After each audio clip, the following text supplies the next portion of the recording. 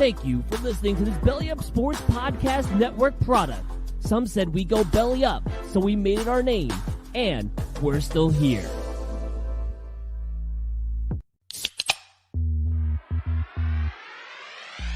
Call yourselves Title Town? Are you kidding me? That's fraud. It feels like a gray area.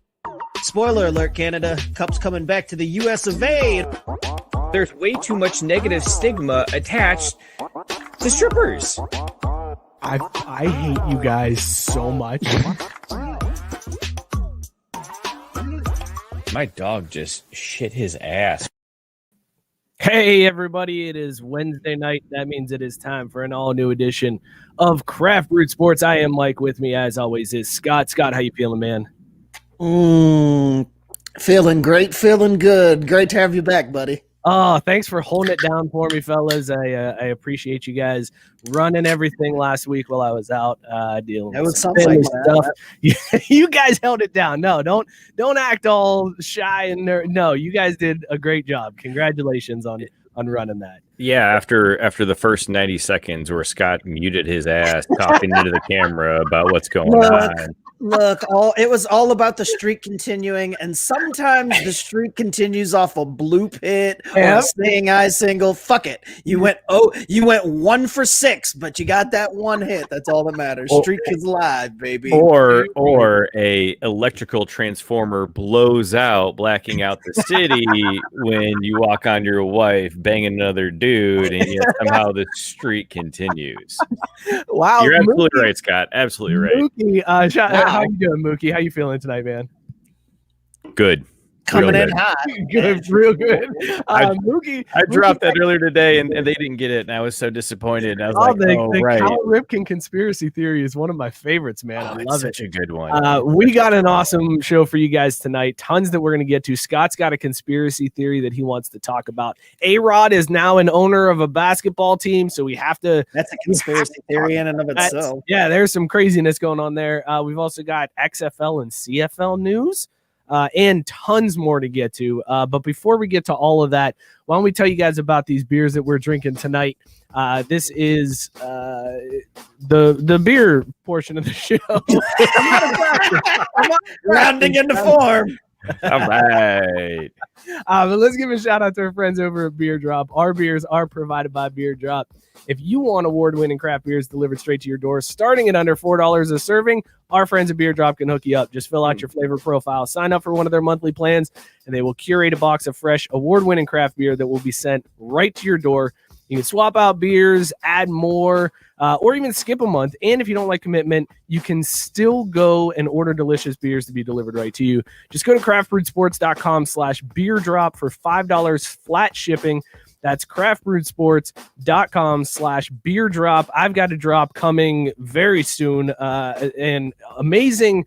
Scott, I know you talked last week about the customer service that we had at Dugout Mugs. Beer Drop, amazing customer service, because I thought I missed my drop last week while I was out of town. And I sent them a note, and they were like, nope, you're good. Here's the tracking number. Here's when your beer will be there. Fantastic people over there at Beer Drop. So go hit them up. Again, craftbrewedsports.com/beerdrops. Scott, what are you drinking tonight? What's in your mug? I am drinking Sticky Hands by Block 15 Brewing Company. This one's nice. 8.1% IPA. Oh, most importantly though, 4.15 caps on Untapped. Man, go. We're rating this beer on the sports ownership scale from ARod all the way up to our good friend there in Dallas, Mark Cuban. Man, this is solid. This is some of the best ownership that you could possibly think of. Man, I don't know. I don't want to put it up at Mark Cuban's level, but let's go with let's see. Jesus Christ, I can't even think of an ownership group that's stuck around forever, and I don't want to name the one in LA that shouldn't be named, or the one in New York that shouldn't be named. Or don't worry, Scott. If you want to talk about an ownership group that's been around forever, just wait till I get to my rating. You'll see what's up. The one in Cincinnati, I'm sure. I don't know. I'm going to have to. This is one of the best ownership groups in sports, but I can't nail down who that actually is. So just know that it's up in Mark Cuban territory. All right, fair enough. Drew, what do you got in your mug tonight? Yeah, I don't know how to say these words. It looks like Rhyste Rhyste Blueberry Raspberry. It's from Evil Twin Brewing in New York City, they say New York City, but they're actually from what is that? Ridgewood, New York. So I don't know, probably a suburb, whatever. All I know is this thing is amazing. They have apparently a bunch of different flavors of this same type of brew. There was a passion fruit, there was a peach, there was like 6 different versions of it. It's a Milkshake IPA coming in at 7.5%. The thing that had me most excited about it, 4.4 caps on Untapped. That's pretty strong. That's coming in pretty strong. It held up. It is absolutely delicious. I just can't speak highly enough of it. So if I had to make it an owner of a prominent sports franchise, I would say it's the owner of Notre Dame football. Because you want to talk about longevity, you want to talk about, winners, you want to talk about something that really stood the test of time. Well, there's only one ownership group that has done that, in my opinion, and that's God. There you go. There you go. What? I don't know how that was supposed to redeem you or help in any way. That was who said anything about redeeming? I'm just saying, if Notre Dame's run by, it's a Catholic university, and then like God is their owner as far as the university, and then they run the football team. So God's the ownership group, right? I thought I guess that would be Scott that would have said that, but I was fully expecting the owner of Notre Dame football to be the BCS or BCS Bulls, since they own Notre Dame and Notre Dame can't win. Well, then I would have just said the SEC in general. I would have narrowed it down just to that. That's a fair take. That's a fair different take. I would say the SEC and the top part of the ACC. You motherfucker. Tabari was helping you out, by the way, Scott, for an owner that the Rooneys, yes, and the Rooneys are and in fact, I will take that. Tabari, this is a Rooney ownership group rating right there. Like that's one of the best ownership groups in sports. They've been around forever. They know what they're doing to keep their franchise successful over the long haul. That's this beer right now, like just coming in strong. Shit, he said every time I listen to the show, I'm shaking my head at Drew within 30 seconds. Hey man, I'm consistent. I start fast and I finish hard, baby. And that is a consistent thing to take home. It's like 30 seconds in, you get that head shake. Yeah. Hey, wifey ain't complaining, so neither am I. Fantastic. This week I'm drinking Returning Sun Blood Orange IPA from Varietal Beer Company in Sunnyside, Washington. It's 6.2%, so nothing crazy on this one. 3.95 caps on Untapped. So again, it seems kind of middle of the road, and I would probably put this on the sports owner scale, kind of middle of the road. I'd maybe give this one a Dan Gilbert out of the gate. Like, it's an owner that did something good. You got a championship in there, but at the same time, you also sent a letter in Comic Sans after your best player left. So are you that great? Like, I don't know. I almost lost my shit for a second because I heard Dan and my brain immediately went to Snyder, and you're like, he did some good thing. I was like, what the fuck good is Dan? Oh, wait, Gilbert. The other dumb Dan, but not quite as horribly dumb Dan. A lot of I dumb got Dans. real worked up for a second. Dumb Dans. Let us know in the comments what you guys are drinking tonight. Chime in below. Let us know what you're drinking and rate it on the sports owner scale from Mike Brown all the way up to Mark Cuban. We said from ARod all the way up to Mark. Oh, I forgot. I didn't change the document. You were the one who came up with that. Terrible. Just terrible. Welcome back. You're in a groove. I'm back in form. I'm mid-season form already, baby. I take a bye week, I pick up right where I left off. Well, what happened was I put it in the doc as Mike Brown before I changed my mind to ARod, and then I never changed the doc, and I'm like Ron Burgundy. I'm just going to read whatever you put in front of me. I mean, absolutely. Problem here. That's how you keep the sponsors from getting pissed at you. Just read exactly what's written on the page. Exactly what's in front of me. So speaking of sponsors, go check out Beer Drop for your beer needs. craftbrewsports.com/beer drop. All right. So wait, I was going to throw this out earlier with the Beer Drop one, but like we were talking pre-show, and honestly, I think the best part about it is they help you from yourself. because the way that you buy beer and the way they package it up, like there's so much selections that you get into it. No, they help you from you, and that's it. Because you were the only one with Devore that had the problem of ordering to where the UPS guy was questioning what your life was turning into. Yeah. The rest of us didn't have that problem. So it wasn't Devore, it was you. You got an order one time, Drew, that the guy had to use a dolly to bring in, right? yeah, that happened. It's like, that, you open that it, like he probably wondered if you were really operating a speakeasy out of your damn basement, ordering that.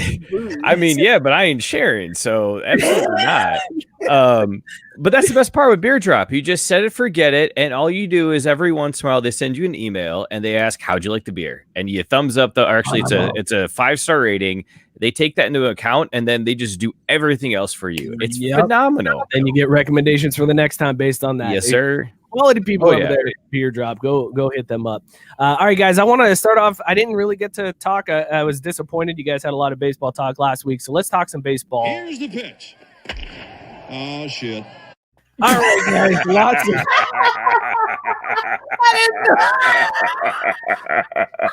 You didn't listen to the audio on any of these? No, I did listen to the audio on them. It still hits so hard. I missed the audio.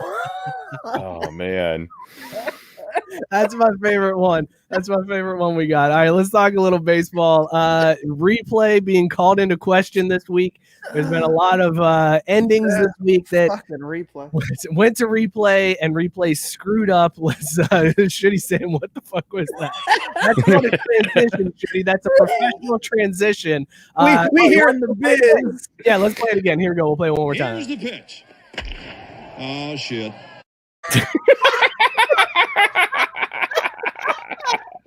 I could watch that all night on repeat. And I like Ian Kinsler, but woo, it's my proudest moment on the show. I'm not gonna lie, it's the best thing I've ever done. I finished that and I woke my wife up and I was like, "Baby, I'm calling. This is what I'm supposed to do with my life." I mean, hey, I would hope Scott could at least give you a reference or something, help you get your foot in the door. You know, be like, I "Look, my buddy, I got you, man. That's good work. Unpaid That's better than internship, anything whatever. I've done He'll in take my anything." whole career, and I've been editing for years now. Holy shit! Can I just put that as like a demo reel? Like, just send that in. Just that. That's your whole tape. You're like, I did this. God damn it, you're in. What more do you need to see, though, Scott? Really, though. Oh, I'm not denying. I'm agreeing. That's what I'm saying. I'm all in. All right, well, thanks, fellas. I appreciate the vote of confidence. They go downhill from there. I'm not gonna lie. There's one other one that I'm super proud of, one that we've used in the past, but that one is the premier one. That's what I wanted to use at the top of the show. So we gotta start talking baseball in the middle of just December, like the winter meetings, just to use that transition. We will find reasons. We're gonna make people like us talking about baseball just because of that transition. They're gonna be waiting for the baseball talk just for that. Jenny's saying MLS season starts this weekend. Will FC Cincinnati repeat as the 3-time Wooden Spoon winners? I don't know what the hell. Hang on, let's listen. Baseball. Someone needs to just tell Jenny nobody cares. Nobody asked you. Nobody cares. Holy shit! I'd prefer if we didn't drive off our listeners or our fans by telling them that we didn't care or that their opinions didn't matter. I was going to talk some soccer with you, Mookie. I was going to do it for Edon, but all right. Oh, what? So now you're going to backtrack? I'd like now, to keep now the you're people scared. that You don't want to tune in. dive into that. Cincinnati will have a magical run, and I'm looking forward to our Fire and Ice bets again this year because it's going down again. We will do more Fire and Ice bets. Can somebody explain the Wooden Spoon Award? Because the Wooden Spoon was not an award in my house when I was growing up. It was a punishment. That's exactly the point, Scott. What is it? Like the worst team in the league gets the wooden spoon? Or when Columbus continues to just whoop your ass all the time, you get the wooden spoon. Well, she said 3 times in a row, and I know FC Cincinnati has played Columbus more than 3 times, so they would be like the 6-time wooden spoon winner if that was. Yeah. If you want to go over multiple years, that is very true, which is partially why I didn't want to talk about how shit this team's going to be again Jenny for another year. The wooden spoon is the worst team in the league, and yes, FC Cincinnati will win that award. And I'll wear that proudly. I'll hang a fucking wooden spoon up right behind me, and I'll Sign it. Just Dude, one. the stadium Goddamn right. is going to be Last sick. The stadium It's going to be so dope. Like there's just going to be booze all over that stadium. You can go in and hang out for a minute, get a flight, go back out to watch the guy finally get his ass up off the ground. I was just hoping if we were going to talk soccer, we were going to talk about our U.S. women's national team that just kicked the living shit out of France. Well, I was again. I was gonna talk soccer later on in the show. I was gonna do all right, it. cool. We'll just use this as like a little warm up. We'll come back around to Jenny's question, and we'll start from there. Matt Stanton with the perfect call out that Scott is turning into an 80s comic. We used to get beat as kids, and then you can like talk about how you got whooped with like a switch, and then the and they make you go out Hot Wheels track tree. The Hot Wheels track. Hot Wheels track. I alluded to it, but the wooden spoon. See, my mom used the one with the holes in it, so I got that wind resistance. Cut right through. There you go. I didn't know that was an 80s comic thing to do, but I'm here for it. This guy's like, that's true. This not an 80s comic thing. It's a real life thing. Right. That's how we lived. Guys, we're way off track here. Let's talk some base. Here's the pitch. Oh, shit.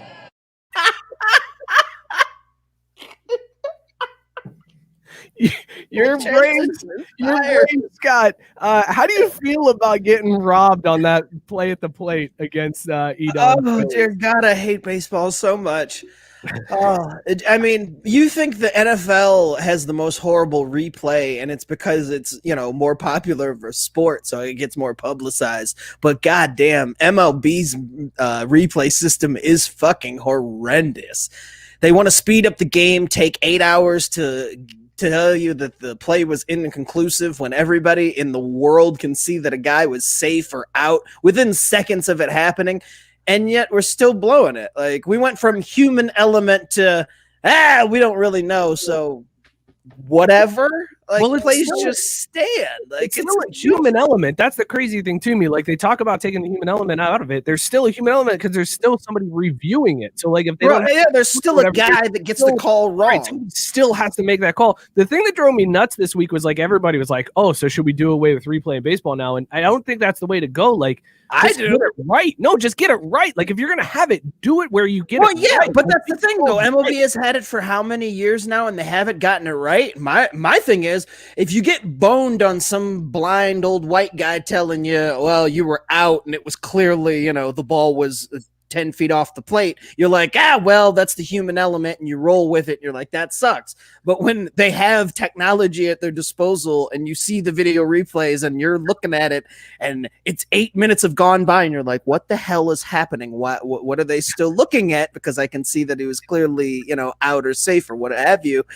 Like, what are we doing? Just get rid of it. If they're still going to blow it with camera angles that prove one thing or the other, just fucking ditch it. I'd rather just go back to it just being some. They're not going to get rid of it. Like, once you have it, I know they're not, but it's horrid. It is horrid. It's very bad. And to your point, if the whole point is speeding up the pace of play, then we don't need to take forever on these replays. We need to have a set limit of time, and then they need to get the call correct. I don't understand how there can be a camera that looks so goddamn crisp. It feels like you're in the stadium walking behind somebody as they walk off the mound, but we can't get a clear-cut picture of a play at the plate? Are you fucking kidding me? Like, that's the craziest part about this. And these shouldn't be any inconclusive. With the technology where it is, there should not be any inconclusive plays ever. Well, it's your replay system. How are you going to be like, well, it's inconclusive? Well, fucking ESPN, I can see on their replay system within 30 seconds what the deal was. Like, how is yours inconclusive? Guys, you're missing the point here. It's hard. I know we have really good cameras and really good TVs and whatnot, but it's really hard to get these right when the game is moving around and it's moving so quickly and the players are flying around the field.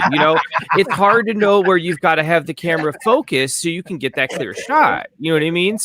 So sometimes you've got to deal with the camera angle coming from a different area. You swear that who's ever directing these calls by these MLB cameras, that's how they operate, where it's just like, Jesus, we didn't have the camera on home plate, so we didn't get the greatest of angles. Well, we've got the one from center field that was kind of there, but you can't really see anything. It's like ESPN's like, hey, look, the one replay we have, it definitively shows this. We're going to show it here. We're going to put a counter on how many times we can show you this same angle before we actually get the call. 8 minutes go by. I'm sure 800 times you could have seen the replay where it showed you exactly what you needed to know. Look, here's what I don't understand. We can have a camera in center field that is focused in such a way that like you can see the catcher giving signals behind home plate, but you can't get a camera high enough that won't be hit by a ball, but is looking down on the base and is zoomed in far enough that every angle on that base is covered. Like there shouldn't be any obstruction in a camera angle when it comes to the technology that we have right now. Jim wants to know if they don't have a war room reviewing these like they the NHL. do. That's the problem. What is the NHL war room? No, the NHL war room it's up in Toronto. And anytime there's a replay, it goes to this room full of monitors and angles and switchboards, whatever. And the referees in that war room make all the calls to all the games. Yes, so that's what they have in baseball in New York. I see. I thought it was the umpires on the field calling it. No, it's in New York. Yeah, call in and ask what they. Hey, dude, what'd you see on this one? Evan's saying the number one. That's what makes it so infuriating that they get it wrong still. Yeah, that is the frustrating part. Evan's saying the number one thing I'd wish they do is give the umpire, ref, etc. 60 seconds of real time replay.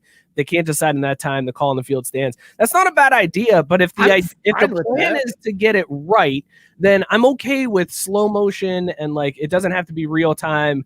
Judge this bang bang play in additional bang bang time. Like slow it down, just get the call right. That's all I care about. I don't care if it takes a little bit longer because you got to look at a different angle or different views. Just get it right. Like there's no point in replay if it's not right. Mike, I got you here. All right. All we need to do, this is Mookie saves baseball, fixes baseball yet again. All you need to do, and this they can do for the World Series, because you don't need to do it for every single regular season game, maybe the crucial ones down the stretch, but all you got to do is you hire Christopher Lloyd to fly above home plate and in the outfield and whatnots, Angels in the outfield style with a camera, and he'll just kind of follow all the shit around from up there, and then you got that new angle that can tell if you're out or safe. Drink responsibly. I like it, Drew. I like your take of get a person to fly above. But okay, hang on. No, not a person. Christopher Lloyd, because he's an angel. He can do it. Specifically, Christopher Lloyd. Specifically, Christopher Lloyd. Yeah. So he is, just one. How angel. does a drone? How can you not have a drone flying over the stadium that's zoomed in on every single base that will show? They don't have the battery life of a Christopher Lloyd. Michael, I've solved these questions. Jesus.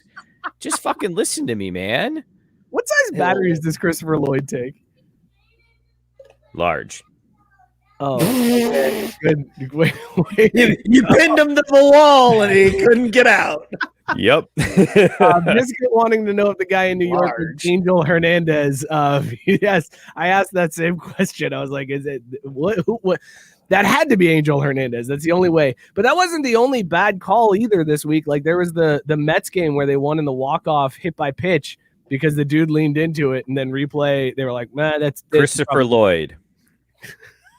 Jesus Christ.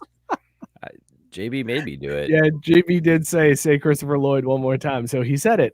Just giving the fans after telling the fans we don't care, stop asking us questions, then gave the fans what they wanted. So thank you, Mookie, for being consistent. Honestly, Mike, what can I say? Yep. See, that's why you need audio on that, Mookie. That's why you need audio. That'd be great. The podcast crew does not, like anybody listening to the podcast, does not see that you just threw up a wild card gif on that one. All right, let's time. We're working through it, man. We are. Did you guys see that Trevor Bauer they took some balls and sent them for inspection because there's some questions about Bauer's balls? What do you guys think about Trevor Bauer's balls? Scott, what do you think of those balls? They can't be any dirtier, stickier than Kenny Rogers' balls in the world or in the playoffs and World Series a few years ago with the Tigers.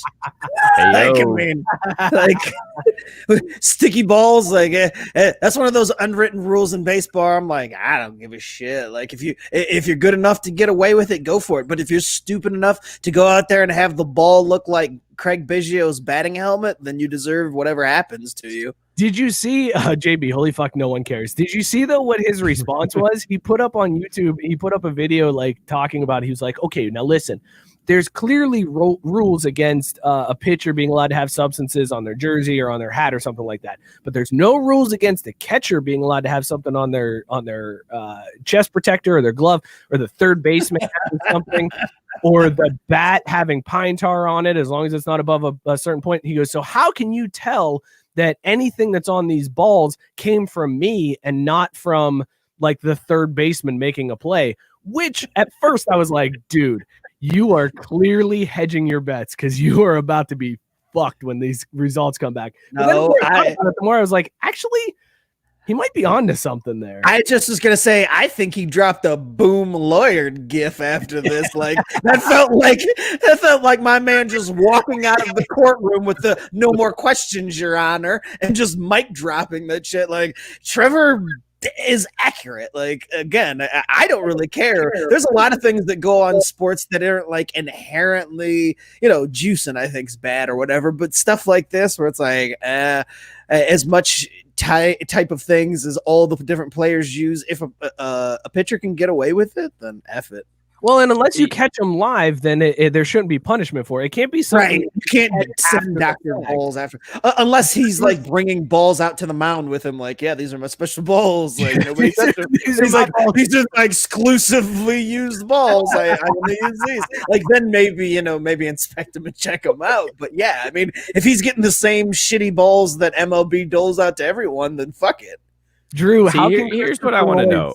How can Christopher Lloyd save Trevor Bauer's ball? Because Christopher Lloyd will make sure that Trevor Bauer knows what's most important, and that is, did you get the W? Because I believe Christopher Lloyd in that movie, the thing most important was family. No, that's stupid. That's not how we play here. This is not Disney Christopher Lloyd. This is a working man. He's got a job to do, and that's to sell a product, which is baseball as entertainment. So we want to get that W. Family second.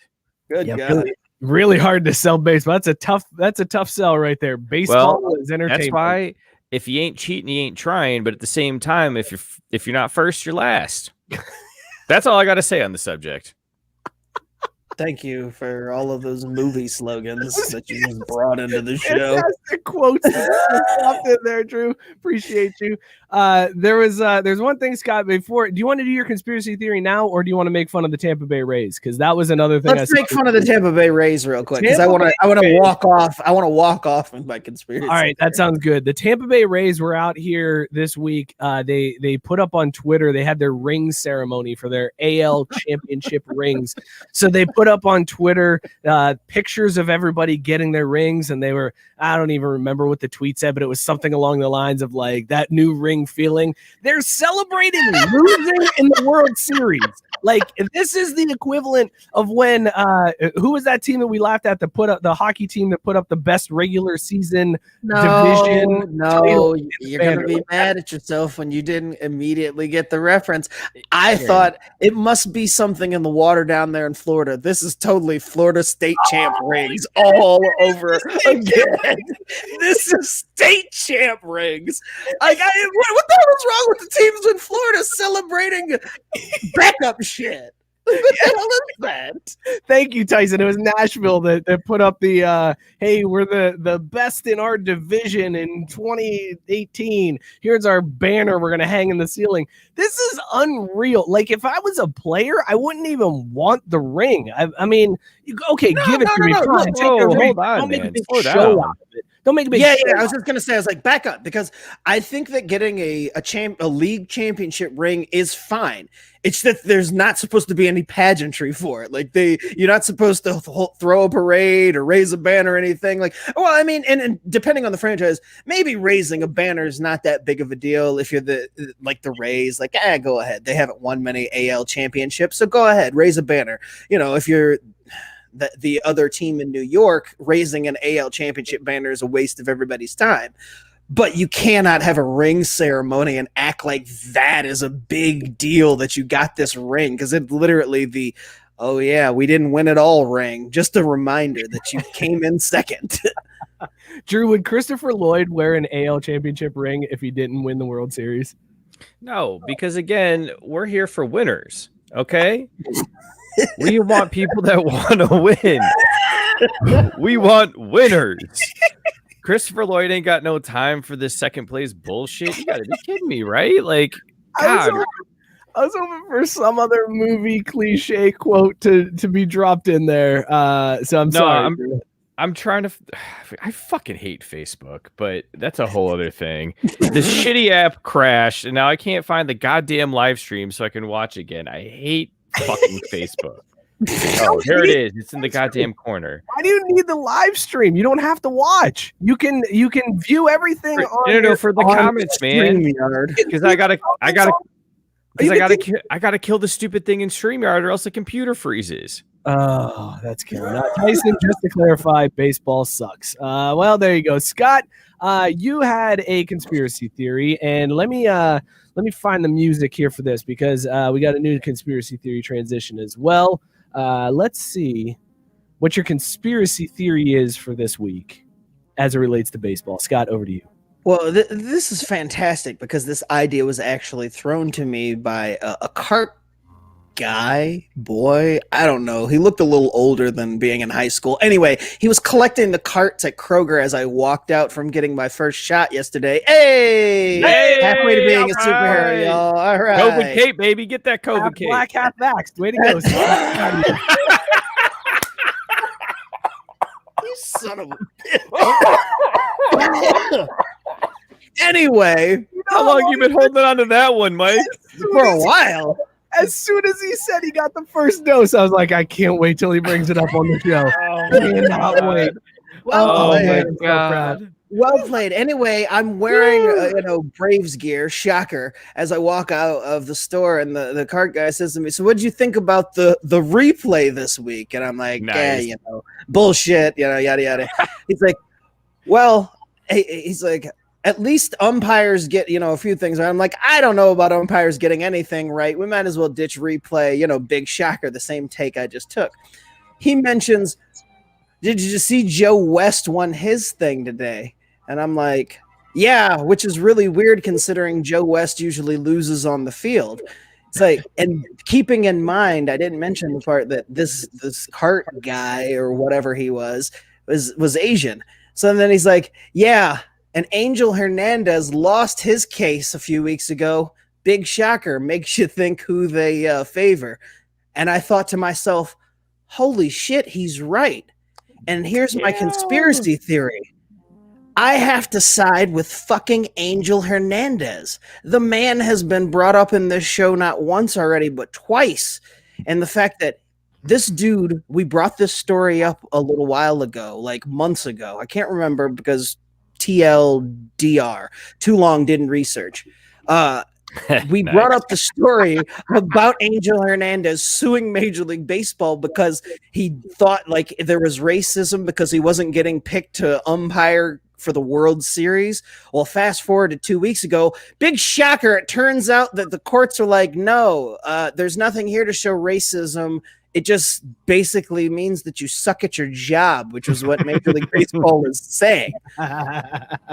Well, in the case of Joe West, who also sucks at his job, I don't know if you guys remember, we brought you the story about how Joe Webb was suing Paul LaDuca for saying that he had said, defaming things on a podcast, basically suing to restore the good name of Joe West. Well, Joe West won his lawsuit to the tune of $500,000. Holy shit. Yeah. which just happened yesterday. So the idea that was given to me by the cart guy, I thought, isn't it amazing that Angel Hernandez, he of Hispanic background, was denied his lawsuit, but the white man, Joe West, won his lawsuit. So my conspiracy theory is that ism again, rearing its ugly head. Did you really think they were going to rule against Cowboy Joe? I mean, come on. Like, because again, Scott, think of who judges are, right? Who or Judges what are judges? they're all in Trump's pocket, aren't they? They're OWGs, and there's some of the O and the W-ist, you know, and so of course they're gonna rule with Cowboy Joe.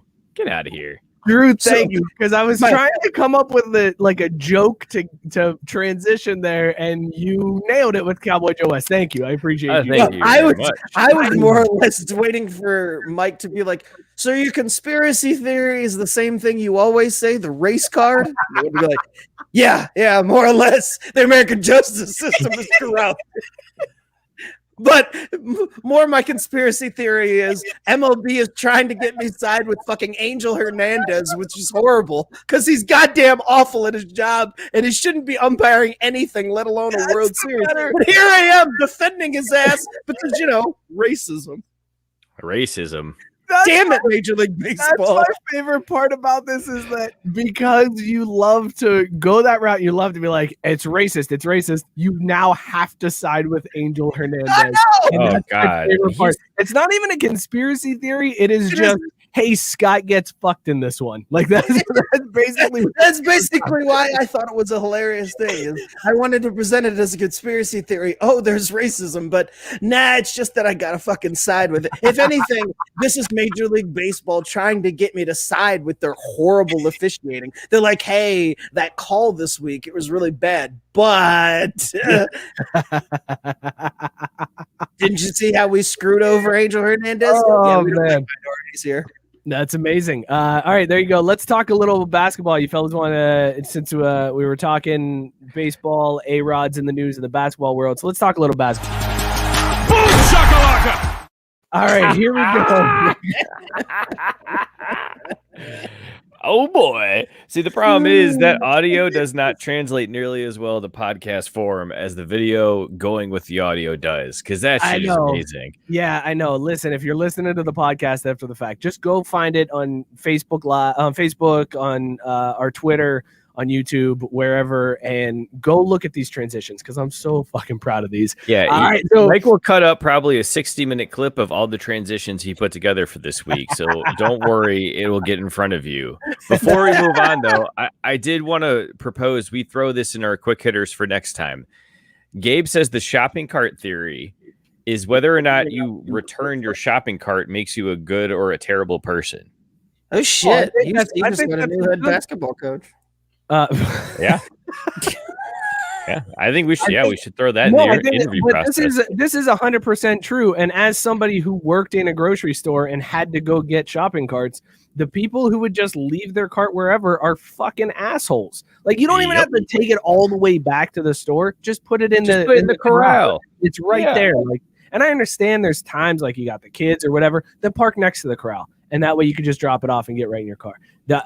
Gabe, the theory is 100% true. If you don't take your shopping cart back, you are a douchebag. So that is going to be a new quick hitter question. Yes. Take your shopping cart back to the corral, yay or nay? I think we got to add that, right? Like that's got to be added. Absolutely. Well, that's funny because I didn't know that was a thing, and I've always thought of myself as mostly a terrible person. But I'll even take other people's carts if they're just roguely in the damn parking lot and put them in the cart. You are generous, Scott. No, like seriously, like there's nothing worse than especially especially watching somebody who just pushes it and then they put it next to the cart depository. I'm like, Oh you got to my be God. fucking kidding me. You pushed it next to it. So you realized where it was supposed to go and you still were like, nah, I can't fucking be bothered for those extra few inches. Like, oh man, that's the worst type of person. And Matt saying, what monster doesn't answer that question properly? That's Well, we'll find out a lot about We people will. with that. We're gonna I catch will- a lot of that gotcha journalism that we do here on Craft Brewed Sports. We're Oh, gonna what's find- gonna, what's gonna be the worst is when somebody nails the answers like that we enjoy for the rest of them, and then they get to that one and strike out at the end where they're like, "Nah, I'll just leave the fucking cart wherever." And they're like, "Oh, a punch to the gut." somebody that's what their job is. That's what they get paid to do. Is Oh, that's terrible. I know who would have that take. I know who would have that But see, take. and I like it too because we can rank people because there is one inside baseball secret answer, secret menu style, if you will, right? Because the absolute right answer is not that you take the cart back.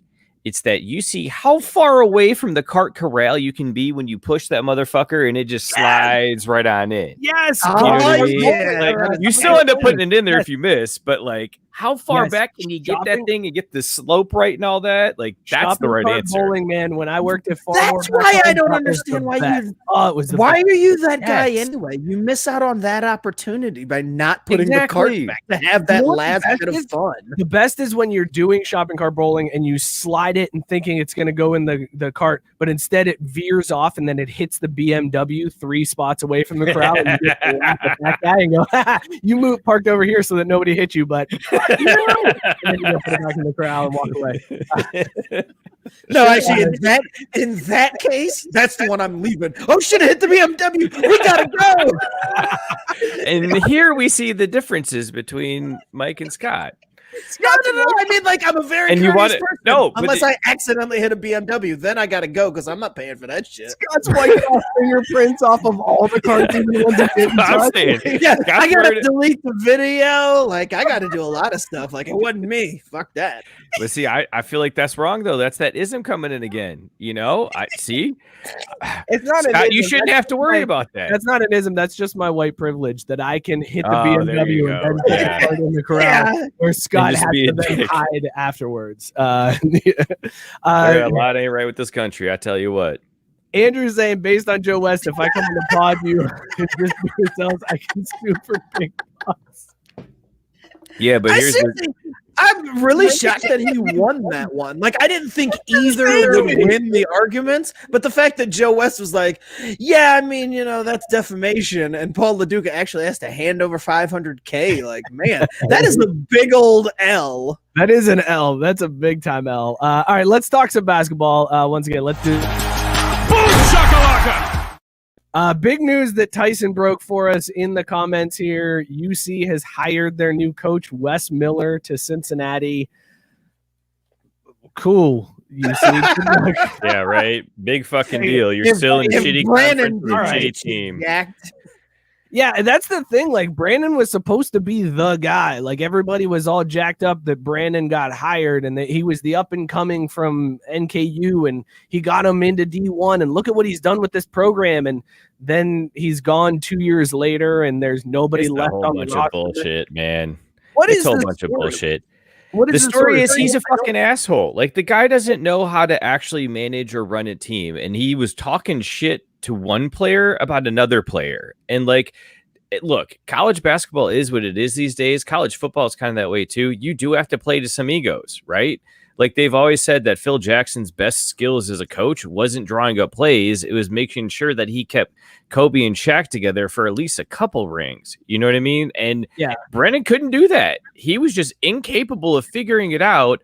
And somehow he lucked his way to take an NKU into the tournament because he's playing in the friggin' who the hell knows what rec center league they played in where they won the bid. But like, the Horizon League, excuse me, with Youngstown State. Put some respect on that name.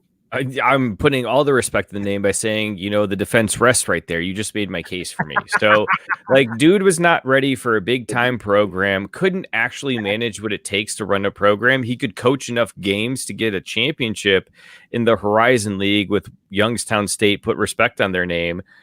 But that's not going to fly at UC, even though they're in the American. Like, you got to figure out how to navigate these nationally televised games, these recruits with egos, feeling like they're entitled to something, and somehow make a team out of all of that. Grand Canyon University could figure it out. Why can't you? You bring up a good point, Drew, because there was that story like early on there. I forget. I think it was his first year. There was some stud at UC, and I can't remember. I don't know who plays for UC because Jaron Cumberland. Yes, Cumberland. Thank you. Cumberland and Brandon were like butting heads. And Dude, everybody Mo was Edgar like, wrote a "Oh, great it's article. okay. It's nothing really to worry about." But then here we are a few years later, and he's out.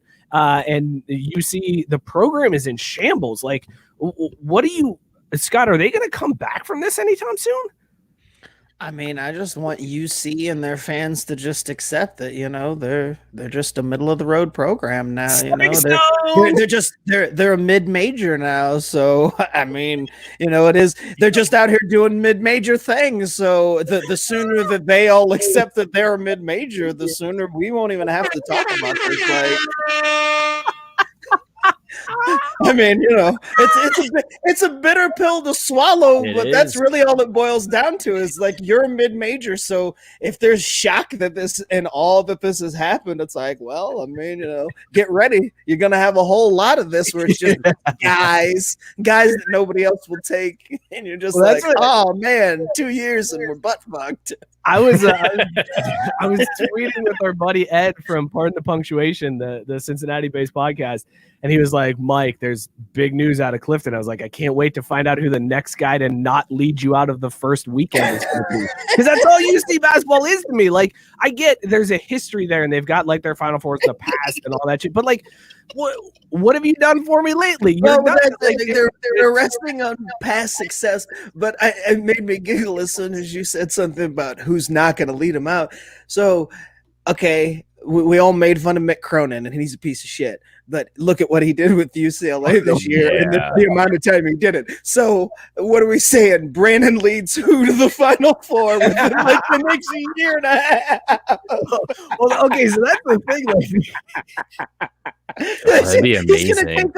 He's gonna take over Siena when Rick Pitino leaves and get them to a Final Four, and it'll be him and Mick Cronin on the other side. And I'll be like, man, remember when we were both at UC? Good times. Good times. We really use that mid-major to step up to real programs. Step up to real programs. Brandon goes to Iona. I said Siena before, but yeah, it's Iona. I wasn't going to correct you. I was like, maybe he moved. Iona here. Oh, God. Oh, man. All right. Well, there you go. There's some UC news for you. But the big news out of the basketball world this week, ARod is now a co-owner of the Timberwolves, kind of, because it doesn't actually take place until 2 years from now, which I don't understand. He bought it as part of an ownership group, and then they get the owner is like, yeah, that's fine.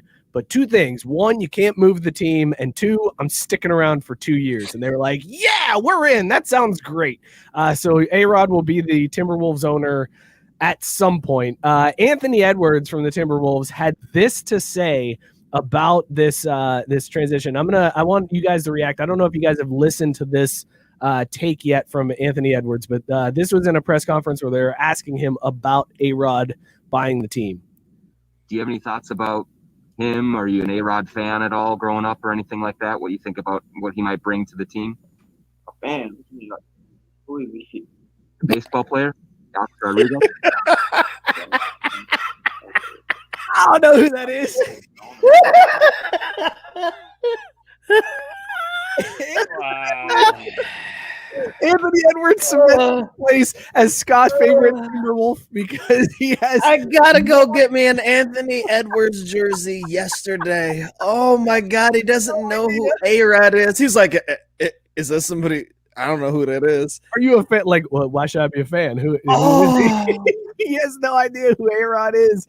I think my favorite part of the story, though, is that there were all of those rumors about ARod being part of the Mets ownership group. And he's definitely going to be in on the Mets. And him and J-Lo, they're going to be part owners of the Mets. And instead he settled for the Timberwolves after that fell through? Like, No. this reeks. No, This not reeks of. it's not the Timberwolves. It's the Timberwolves and the Lynx. He gets both of them. Great. So he'll ruin 2 franchises. Congratulations. It reeks Thank of when you were a God. kid and you were dead set on getting a certain toy and you had the money saved up and you just knew you're going to get it. And you go there and they're sold out. And instead you settle for 2 crappier toys that you don't really want. But I mean, hell no. you're doing it Yeah. because you've got the money and you're not just, and your parents are like, hey, look, I wouldn't blow my money on that. That's kind of a stupid Just save idea. it away. Right, just save it away. But you're like, nah, fuck it. I kind of like this enough, and I just gotta own something. And so ARod is part of the fucking Timberwolves and the Lynx. What a combo! His own players doesn't even know who he is. It's a great week.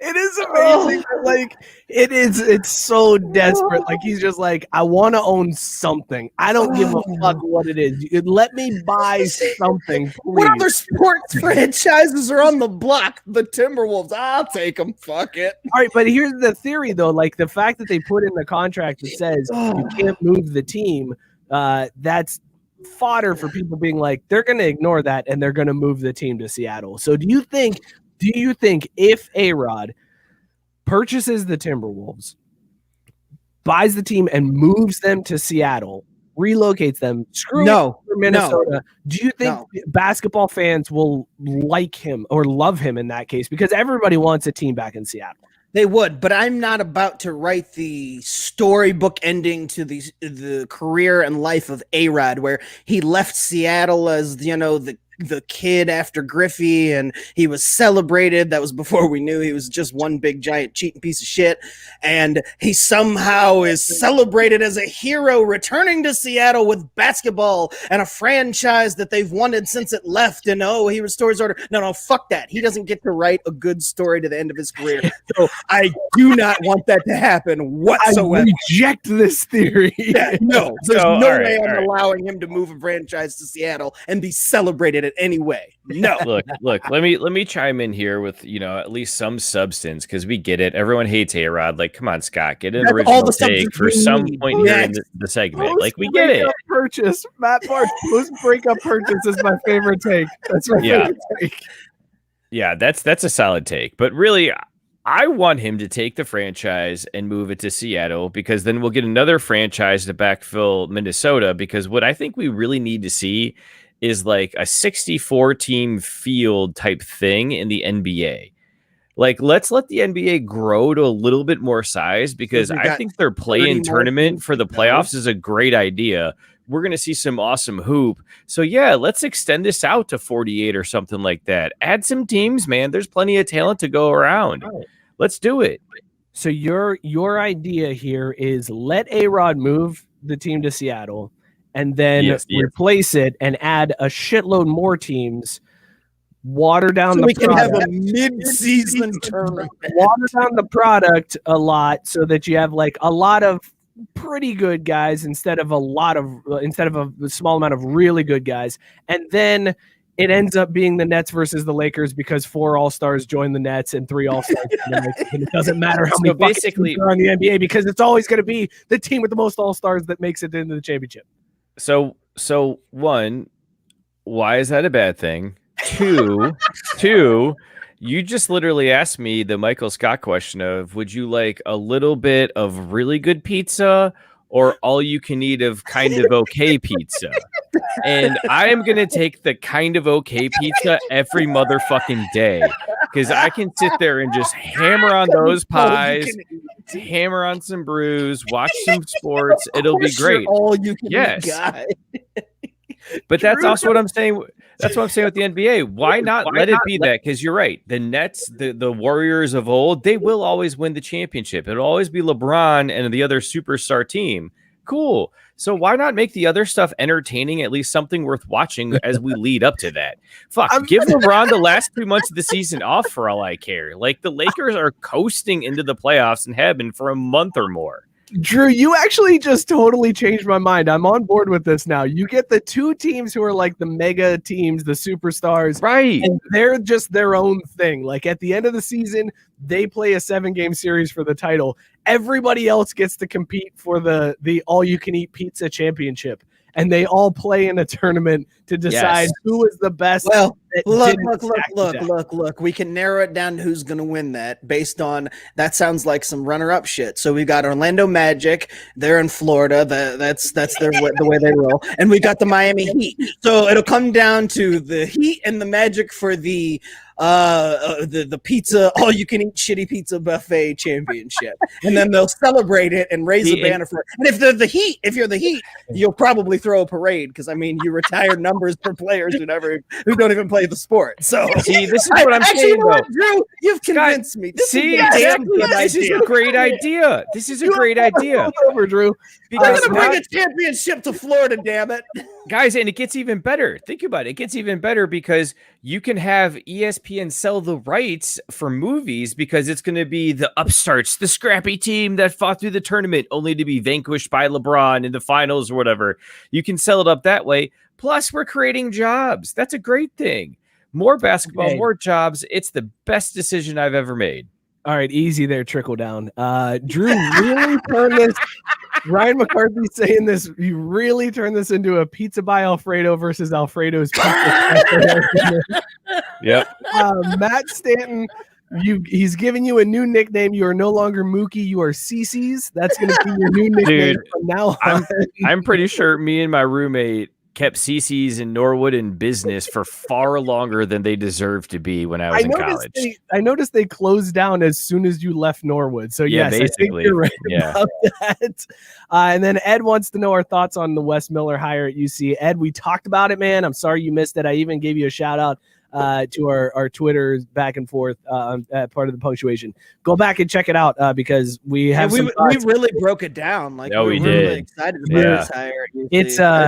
It's very in-depth coverage that I think think is one of our better segments. The UC fan is really going to appreciate our takes on this Wes Miller hire at UC.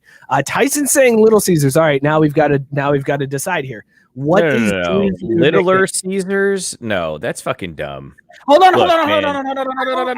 Back up. Hey, back up. Because this is an opportunity. We need to come up with one more, and you've got to think in the same vein, one more shitty pizza place so that we can do a sip, chug, drain, pour on CC's, Little Caesars, and whatever the third one is we come up with. Now, don't go with one of the big chains because you think it'll be funny. It's got to be in the same vein as Little Caesars and CC's. Like, that's the tough part. Can I nominate? Let's do some nominations for the third one. How about, go ahead.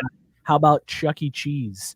That's solid. Pretty shitty. It is, but I was thinking of at least a place that has takeout. Like at least they do. Do they? Like who in their right mind would take Chuck E. Cheese pizza out of that place? Dude, they only ate it because you were there and that's what they had. You don't remember that during COVID they started rebranding their pizza as like a different name. It was like not Marco's, but it was like.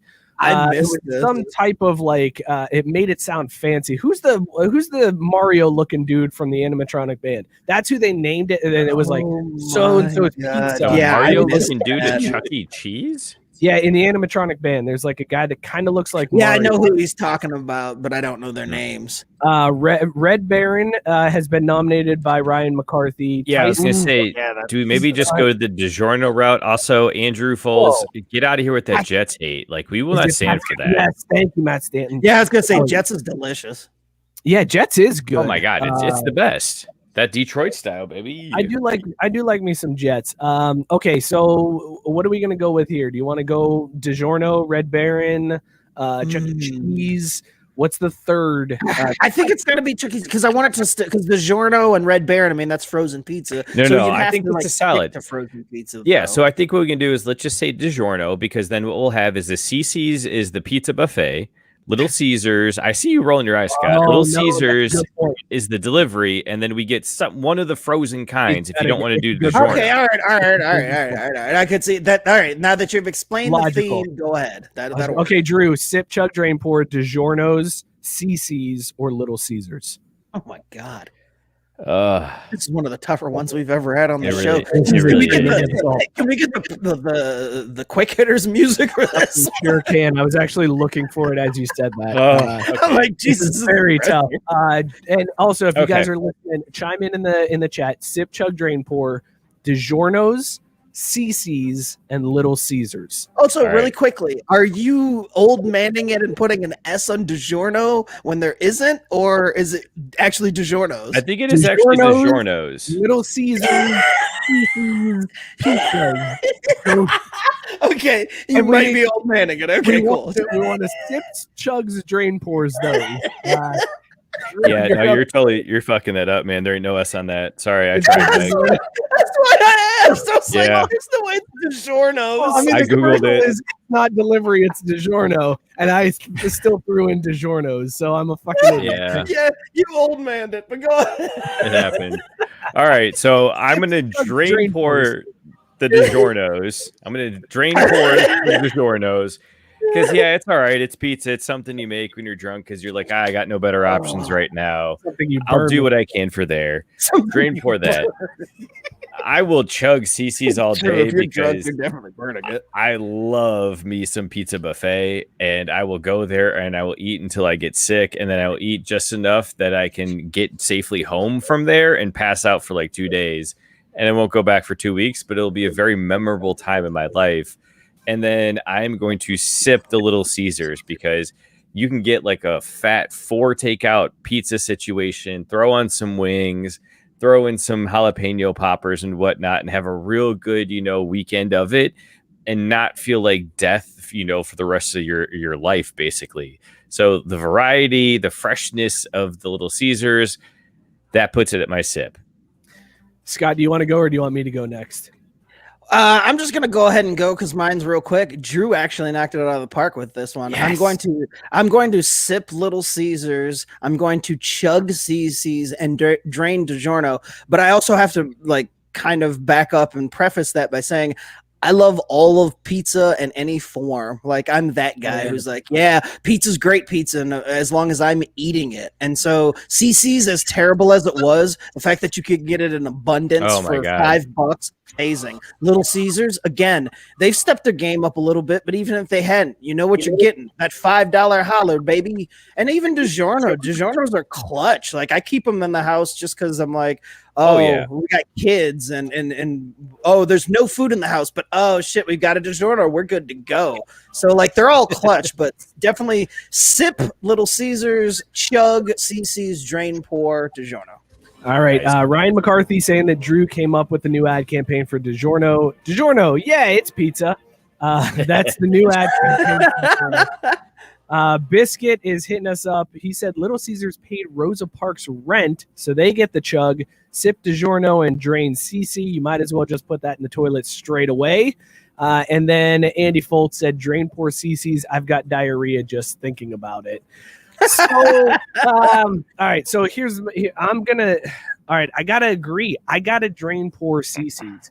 The fact that it's buffet scares me anyways, because I don't know what little kid with their snotty fingers has been touching the pizza and then leaving it there. Oh, yeah. Go up to get it. Maybe we should have done pre and post COVID, right? Even pre-COVID, that place grosses me out. But it's definitely worse to think about in post-COVID. And then on top of that, you get just the regular pizzas go out so quickly, so they're just firing out their cheese and their pepperoni as quick as possible. It's never cooked all the way because they're out of it and they got to put it out because some crying kid wants his fucking cheese pizza. So I got to drain pour CC. I got to get rid of that one.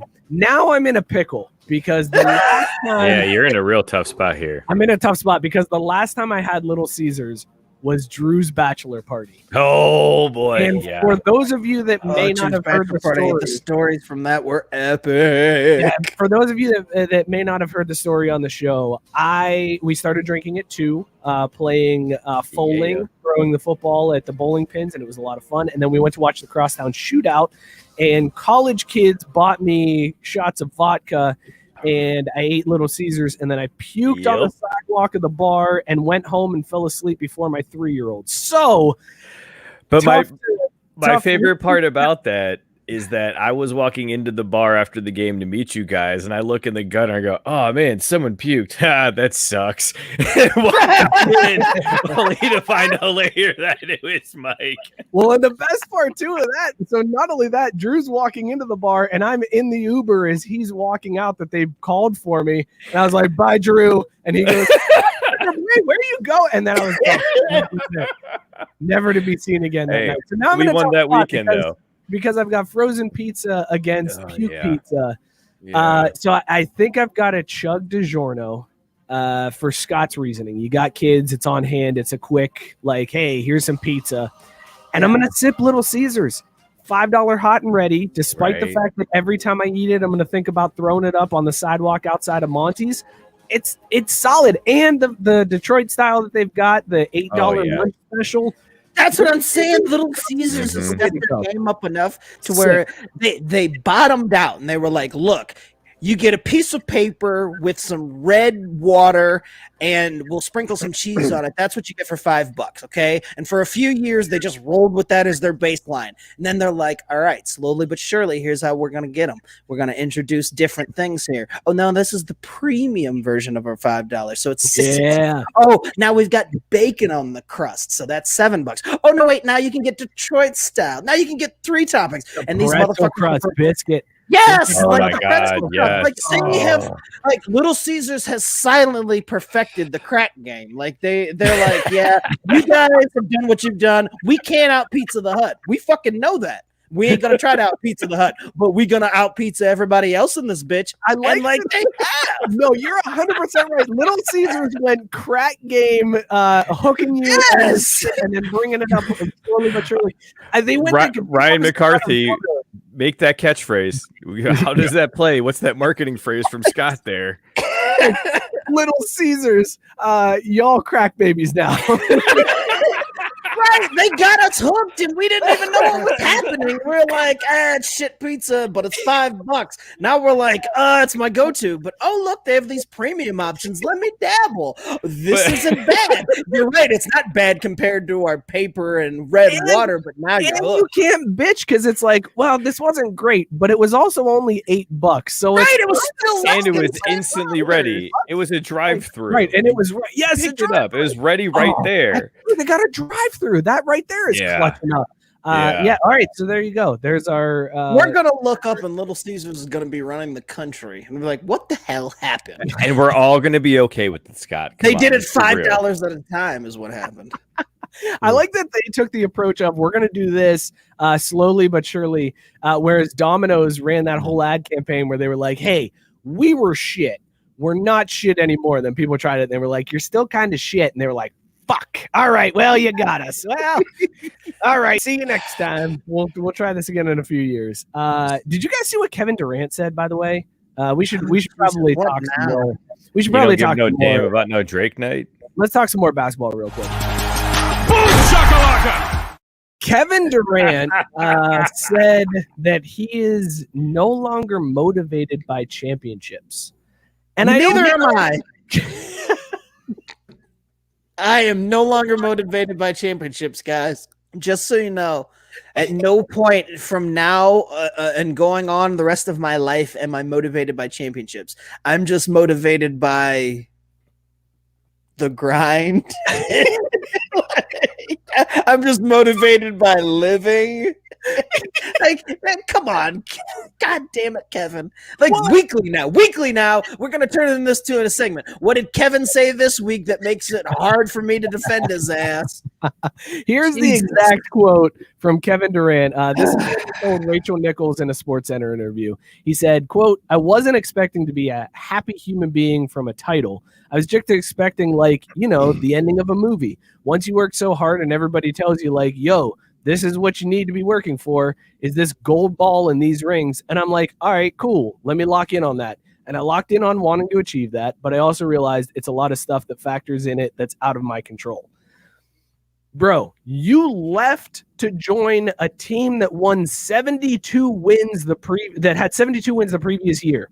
Then you left that team and ended up with 9 fucking all-stars on your squad. Like, if you aren't motivated by championships, then what are you even doing? Like, why even do that? If you're not motivated by championships at this point, why don't you do something like go back to OKC? You know what I mean? And like try to like rebuild that with the community, or invest in the community, or go to like a scrub, or go to DC because he's from DC and he could play for his hometown fans, or go play somewhere in at Dallas or San Antonio and be like, hey, I played college ball at Texas. I'm bringing it back to Texas. Yeah, that's why this bullshit doesn't hold water. Like, everybody knows championships are what defines careers. And I mean, I actually do believe Kevin when he says, that's no longer my motivation, but only in the way that it's like, yeah, man, you know what?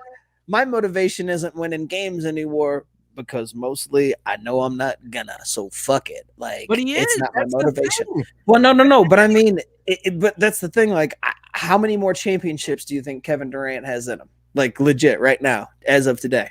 I mean, he's definitely, Because I think the answer is 0. No, are you kidding me? I think this year he's got a chance. Why do you think? No.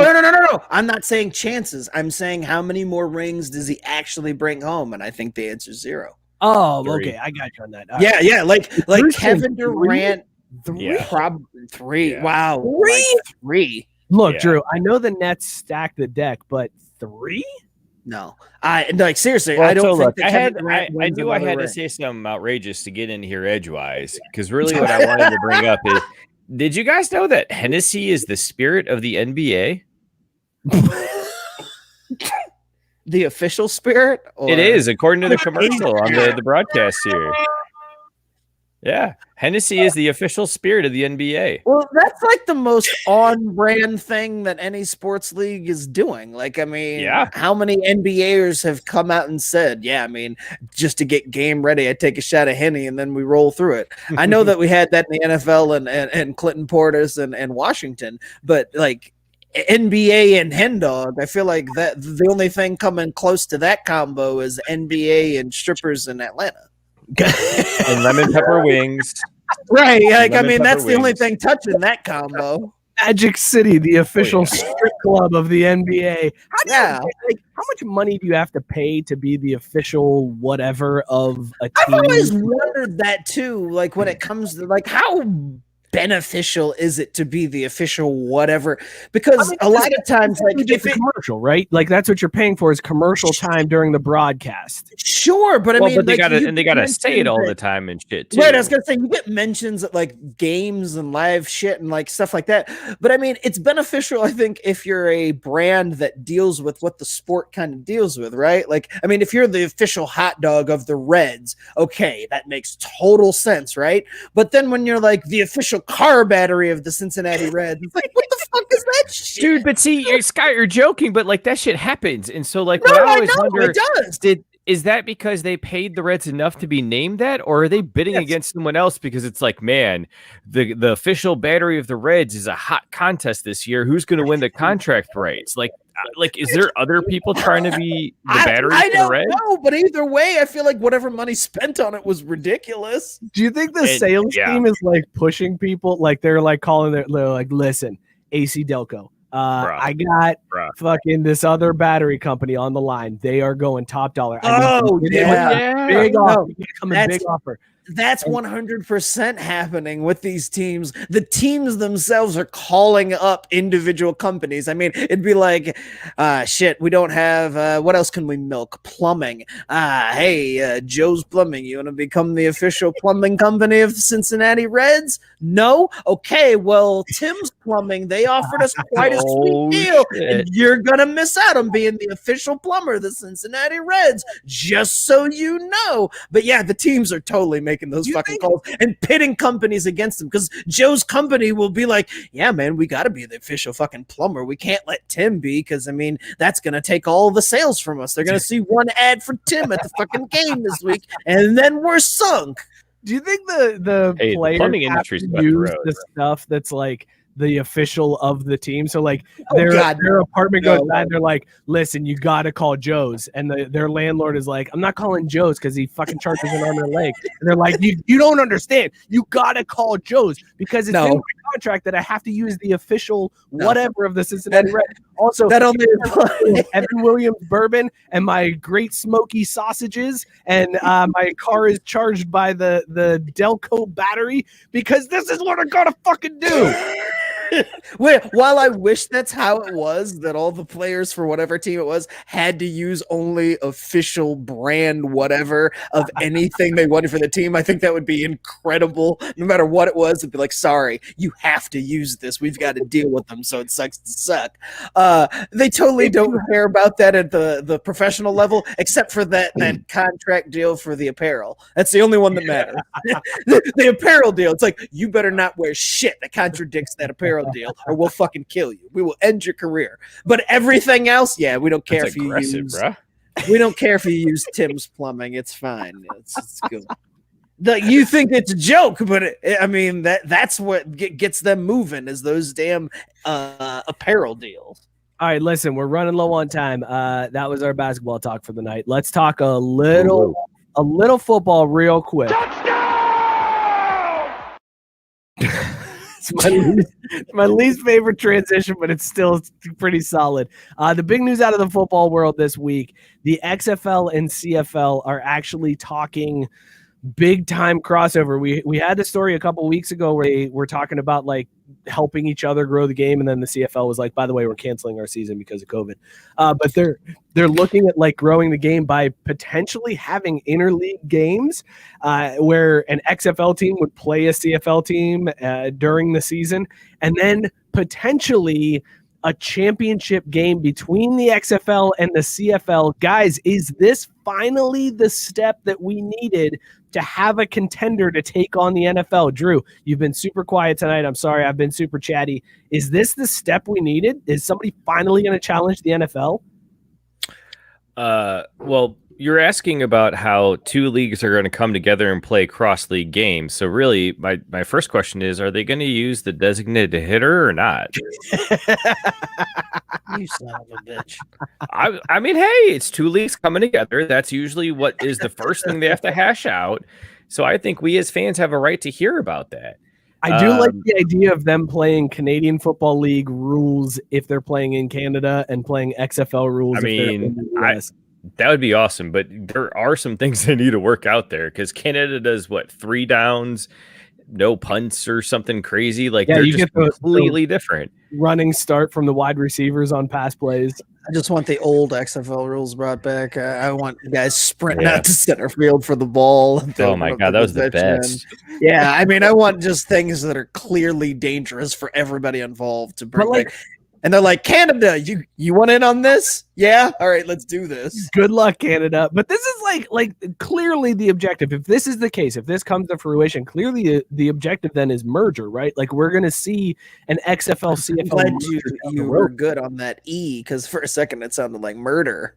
Well, no, it is going to be murder because they're going to murder all the Canadian teams. Definitely. I was going to say some players will probably definitely get murdered if they adhere to my XFL former rules. But, boy.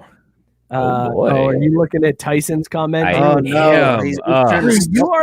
Drew, you are amazing. I noticed it last week when I was watching the show, having been away and like watching it after the fact. You are amazing at just reacting to comments without actually saying what the comment is, to where people are like, what is Drew looking at right now? Like I was so confused multiple times throughout. Well, it's because Scott will never shut up. Otherwise, I'll just have to talk over him about the comment. You know, that's. Whatever. I'm trying to be polite here. So I'm doing a beer bong. Oh shit! We should do a beer bong. Go ahead, Scott. Do your Kong beer bong. There you go. This is the Kong beer bong. Word of the day is, God damn it, Drew. There you go. Scott. Way to go on AKA that one. Most heard phrase in my bedroom. Wow. And for the record, that is not at all sexual. Why is that the most heard word? I'm so confused. Well, there was a situation most recently where, let's just say that a cereal in bed situation went poorly. There you go again, trying to merge poor ideas, bedrooms and cereal. Are you kidding me? That's an amazing idea when done right. Yeah, I was just gonna dry. say. I'm like, but you have to depend on it being done right, and that's where things go south. The only Look, way man. that's done right is when it's Ben Shapiro's wife style, dry as can be. That's the only way that's done right. You can't.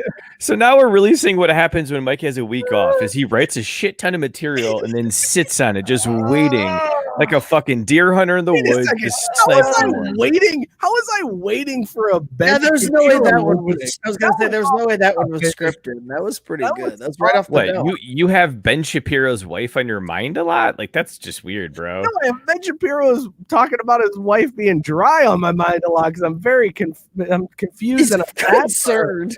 Right, but like the rest of us, we saw that headline and just kept moving right along because it's like, nope, nothing good will come out of that. Let's just No, we save did not. ourselves the No, time. you did not. You clearly do not look at memes enough, Drew. That's the Oh problem. fuck! there. No, I ain't You- got time for this children shit. That's All why right, we've been Drew, on do your- for. Do your beer bong. If you guys want your own beer bong, craftbrewsports.com/beer bong. Kong Bong is a fantastic company, Ohio company out of Columbus. They make a great product. Keep your beer cold and do beer bongs. Blah, Did blah, you do blah, it? right. No, I was going to give a shout out to Don because I'm doing this in his remembrance because I didn't get to talk soccer for him He's not and dead. we're running out of time. Who knows, man? He has finals and papers and due stuff, man. Like sometimes you don't make it out of that alive. Papers and do and stuff. Papers and do and stuff. Drew, do your beer bong. You just talked about how we're running out of time, and then you're. Go, do your beer bong and get you some DiGiorno's. Oh no, we're going chicken fingers tonight, man. You son of a bee. As long Are as you going to you eat put a those in mess at bed? the Are end you of going to eat the chicken fingers in bed? I would say sauce them up. Sauce them up just to make it super messy and gross. And then wake up with like medium sauce all over your bed sheet. And then Jenna No, will be you like, don't. No, you don't. do it. And then you could be like, you No, got no. the See, real- Sherman. No, see, that's No, where you're Drew, wrong. that's not an excuse. You could just be like, it wasn't cereal. She doesn't even ask anymore. Are you kidding? I got my size. She's got hers. That's There's exactly a reason the why route on Drew would on go, though. her half You, of the you bed, complained about me having cereal? Well, then fuck it. I'll have wet wings. and taco sauce, baby. That'll teach you. But see, this is the secret, though. This is why I have my blanket that I lay down when you said situations are occurring. So then when an accident happens, you just take the burrito blanket and you put it in the wash and everything's fine. When an accident happens. You have Hey, too man, many food-related accidents because you take too many risks. Cereal with milk in bed. What are you doing? Scott, that's an easy question to answer. Why do you think I take so many risks? Wild card, bitches! Yeah! Ryan audio for McCarthy saying merge the XFL and CFL. XFL teams play in MLS stadiums with CFL dimensions.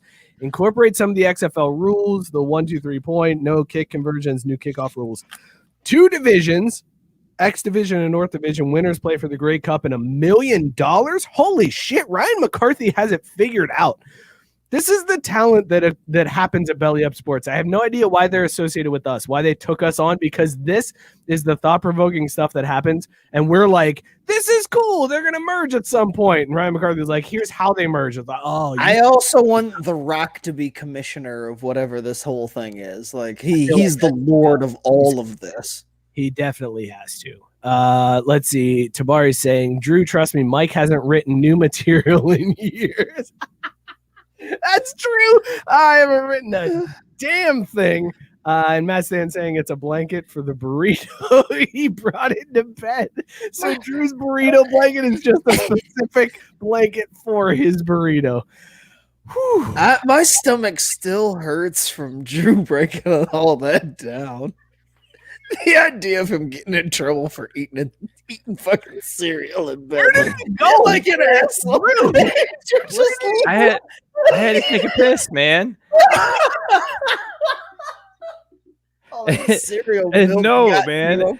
It's not a burrito, a blanket where for my are you? burrito. There's no You're talking from the shitter. You're not on camera. They just whipped back in.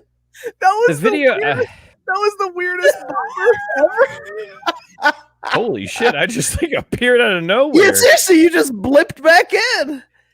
God damn it! Did I tell you I'm fucking stuck with Spectrum? Like I did, yeah. You told me so that you're pissed. stuck. You are Yeah. stuck. Oh, Okay, dude, we listen. should probably wrap up our tell them our beers. Oh. I guess we should. What time is it? There was so much It's more I wanted time- to talk Yeah, about. like We've been live for 83 minutes. Guys, the Masters was fun. Did you guys watch? Did you guys Nope. watch that at all? I actually the Masters did. was fun. I got to be honest. I watched all day. No, I worked really hard all day on Friday and Thursday. I saw And- that Not Tiger won. That was and cool. had it on in the background. So it was actually quite enjoyable to have his background noise. It was a good time. Hideki Matsuyama got the green jacket despite trying to blow it at the end on Sunday. He came really close to blowing it, but it also helped that Xander Schauffele choked it away on 16, went for the pin when he didn't have to. We don't have to talk big time Masters, but we do have to talk about the fact that the 3 guys that you guys picked, or 4 guys that the 3 of you picked, all lost. So when it comes to Mookie's Mad Props, everybody took an L last week. Sorry, Mookie. I know you're the big betting guy. Good Lord, that was it was a brutal week for all of us. I thought I nailed it. DJ, yeah, you did a great job. He didn't even make the fucking cut. I got that text. back. I got that text Friday evening, and I was like, "You got to be fucking kidding me!" But our boy Jay Kokrick made the cut. Jay made the cut and actually played really shitty on Sunday. He ended up finishing behind like Phil and a bunch of other guys, but he made the cut. And that's a dude. We gotta get him on the show. What did he get paid though? Like if you make the cut, that's big cash. Dude, Xander Schauffele, who was in second place and then fucked it up and ended up tied for third, he cost himself $875,000. Like triple bogey on 16 cost him $875,000. This dude he's gonna be. And yet Joe West made that this week doing not a goddamn thing. Son of a bitch. Let's talk about the beers we're drinking. Played. This is Last Call, and it is brought to you by Dugout Mugs. Listen, everybody, it is baseball season, and it can be baseball season all year round when you drink your brews from a Dugout Mugs baseball bat mug. Head on over to dugoutmugs.com/craft. Get 15% off your order. All your favorite teams, customizable designs, wine glasses made from bats, bat shot glasses, and bottle openers made from baseballs. And now the 9-ounce whiskey mugs made from bats. Hit them up. Dugoutmugs.com/craft. Swig for the fences. Listen, guys, I'm not gonna say that Dugout Mugs are magical, but every game that I have been drinking bourbon from my Cincinnati Reds Dugout Mugs whiskey glass, the Reds have won. In every game that I haven't, they've lost. So I don't know if that might be some causation without correlation, but that's a thing that actually happened. So if you want your team to do well, go to dugoutmugs.com/craft, get 15% off, help your team get to the World Series by drinking from a Dugout Mugs bat while your team is playing, and they will win guaranteed, or your money back. Just kidding. That's not a real thing. Scott, where were you drinking tonight? I got to start drinking more during these Braves games. These assholes are disappointing me. I was drinking Sticky Hands from Block 15 Brewing Company out of Corvallis, Oregon.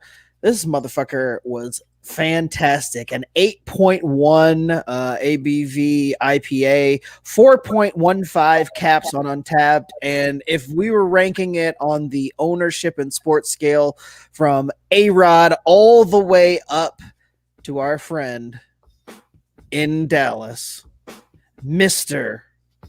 I can't think of his name. Mark Cuban. Mark Cuban. I vamped and it did not work.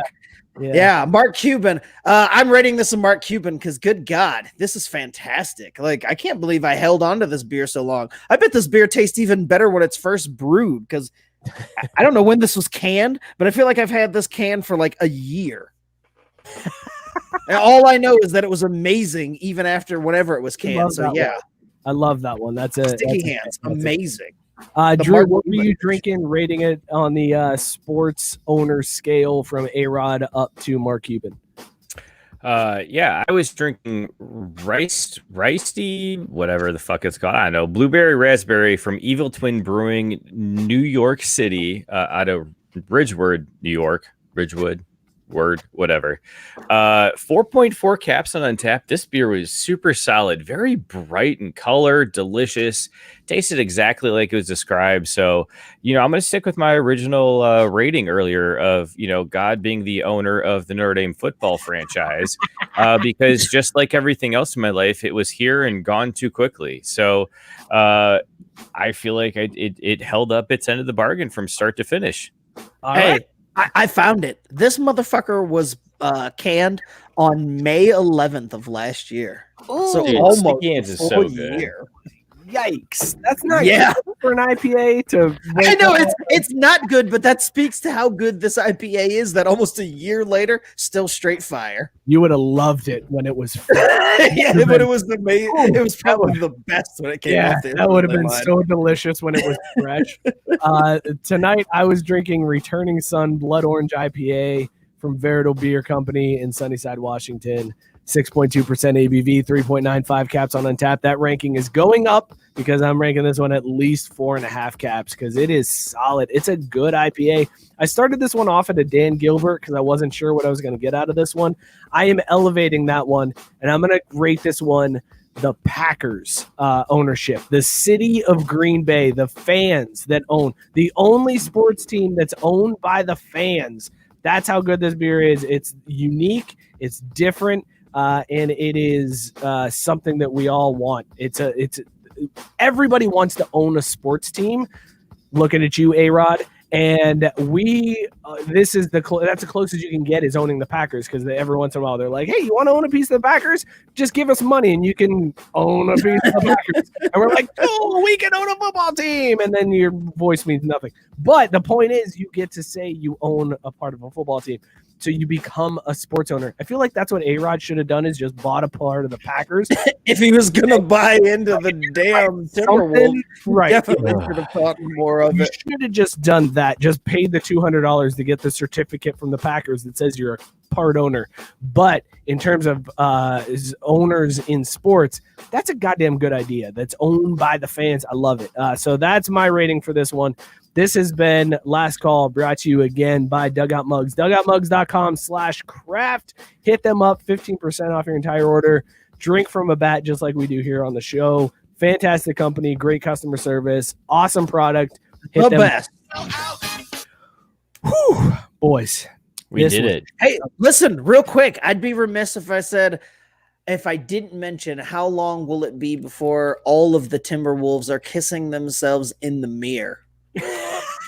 Because I will not have an ARod themed show where I don't mention the most ARod of all ARod moments. So how long till every Timberwolf is kissing themselves in the mirror? Mookie, give me the odds on that. What do we got? Over under 3.5 months. 3.5 months. All right. I'm in. I'm in. I'm taking the over, but only because it'll take 3.5 months for all of them to figure out who ARod actually is, and then understand the reference about kissing themselves in the mirror, and then to actually kiss themselves in the mirror. So we're looking at about 4 months. Okay, see, Scott, this is where I think it's important to do research before you place a bet, because you should know that ARod is going to be all up in that locker room every fucking day of the week. The minute he gets ownership rights, they're going to know who Which he isn't is. going to happen for like 2 years. Oh, so I'm sorry. like- I guess I should have clarified. It's over under 3.5 months once he takes ownership control. Okay, fair enough. Yeah. I just realized Matt Stanton said Drew's hat makes it look like he's about to share a political opinion in the cab of his truck on Facebook. And that's funny because I had a political opinion to share this week, but Mike didn't allow me. He was censoring me because those goddamn politicians, they done did it again. Hey, That's listen, man, right. sponsors are bailing, so do it. Who gives a shit anymore? Who gives a fuck? Let's go. They finally got something right, though. These They did. politicians here in Ohio have now started permitting alcohol delivery sales from all major outlets, restaurants, bars, whatever, as long as it's specially or it's particularly actually sealed. So you just can't be handing out booze in a cup. Starting some date within the next three this weeks past Sunday. or It was so. this past Sunday. Oh It was God! this past Sunday Well, that I'm it started.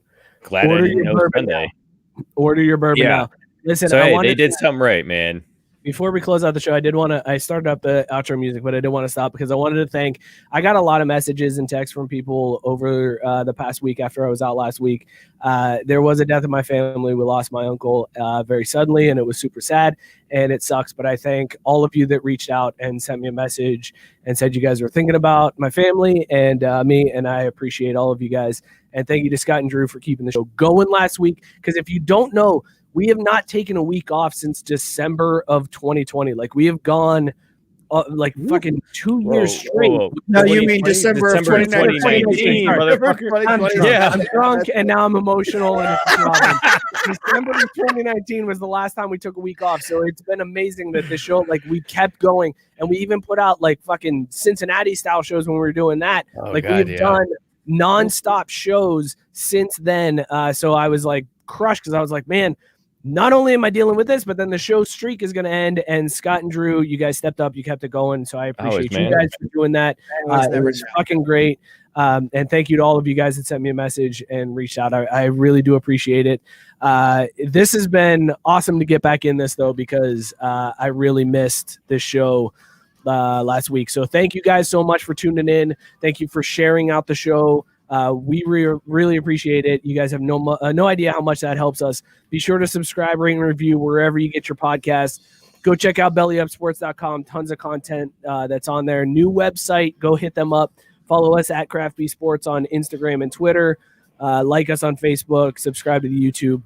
We will see you guys next week. Cheers, everybody. Angel Hernandez and Joe West are the worst. Fuck them.